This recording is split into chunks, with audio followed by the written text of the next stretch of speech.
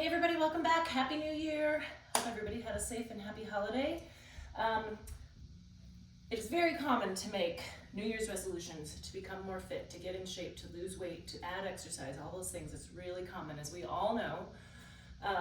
And a lot of times people really want to dig in right away, like, okay, I'm going to get in the best shape of my life this year. I'm going to start January 1st. I'm going to kill it.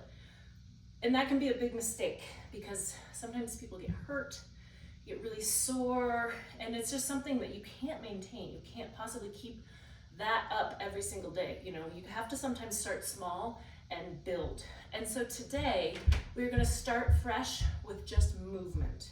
So thinking about, okay, maybe you're not feeling so well this morning, but you want to get started doing something. And this is something that you can start and you can use anytime, anywhere, any place, but it's just movement to kind of wake up your body, get your joints and muscles warmed up and ready for movement.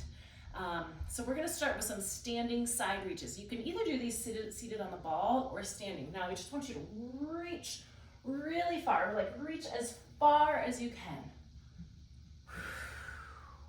I use this as an exercise for some of my clients, and it's really, it can be really challenging, but it's really great. You're moving your rib cage, so your torso is twisting, your abs are working, your arms are working. So it might not look like a lot or even feel like a lot, but it's going to feel good, I guarantee you. Just kind of wake up some muscles, get your blood flow going a little bit, and really just kind of stretching as far as you can go. This is going to feel good. And this is something you could also use as a follow-up to some of your workouts, depending on how quickly you get into them. I recommend starting with your goals. Goals are great. Having goals, something to reach for. But start small and build. You're going to be more successful if you start small and continue to build on it. So what's the saying? How do you eat an elephant? One bite at a time, right? So starting slow, not just going for it right away and then, you know, ending up injured or ending up like overwhelmed and you can't keep up with it. Start small and build.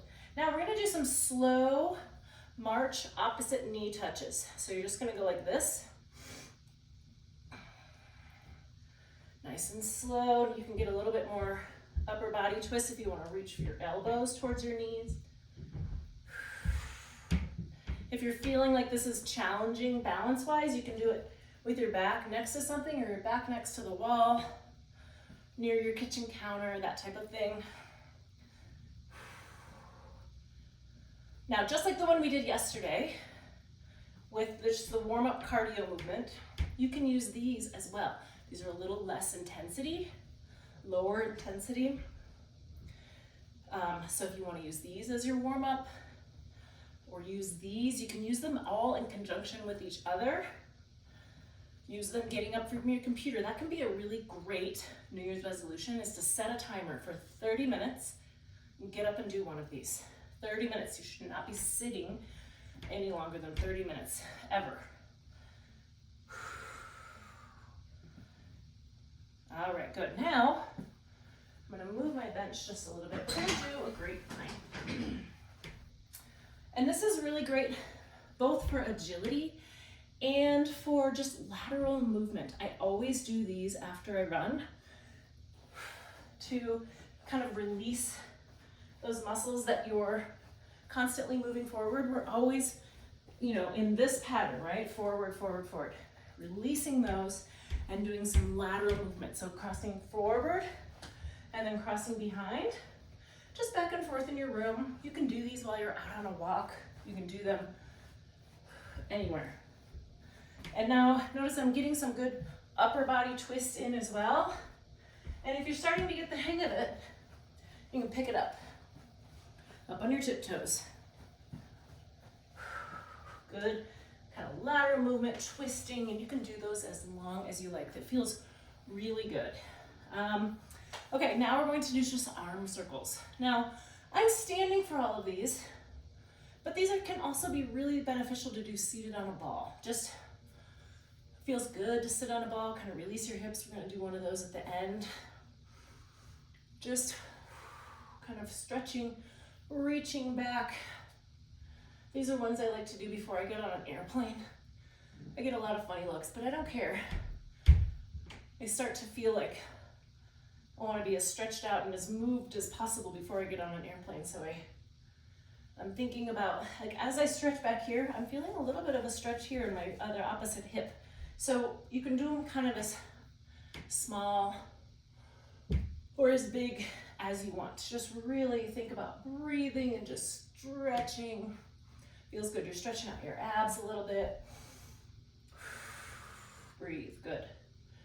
Then you can just kind of move your arms side to side like this. Feels good. Loosen up those shoulders. You know, we kind of get stuck looking at our phones, working at the computer, reading books, cooking, cleaning, everything is right here.